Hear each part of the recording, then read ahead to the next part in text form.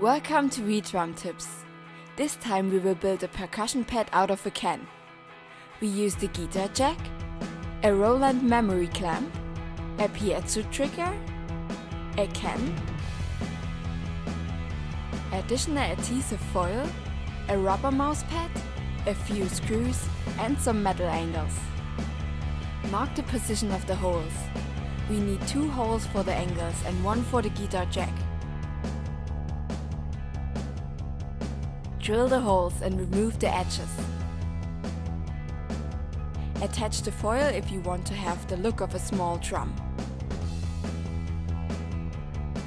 Connect the cables with the trigger through soldering. Cut out a piece of rubber in the size of your trigger. Use hot glue to attach it onto the bottom of the can. Now use normal glue for the trigger to not overheat it. The rubber will isolate the trigger from direct hits. Use the form of the can to mark the circle on the rubber mouse pad. Cut it out and use again hot glue to attach it to the can.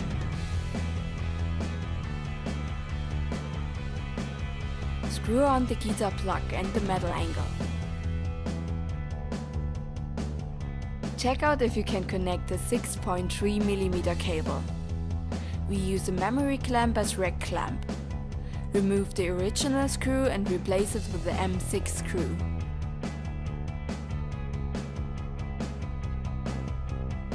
The screw has to be a bit longer to hold the angle.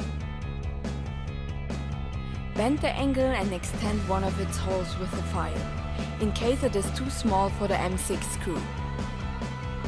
We use a wing nut to attach the angle. This way you won't need any tools if you want to apply the pad to the rack. Mount it to the rack and fix the wing nut. Connect the cable and test the pad. If the pad accidentally gets triggered, change the threshold setting in the module.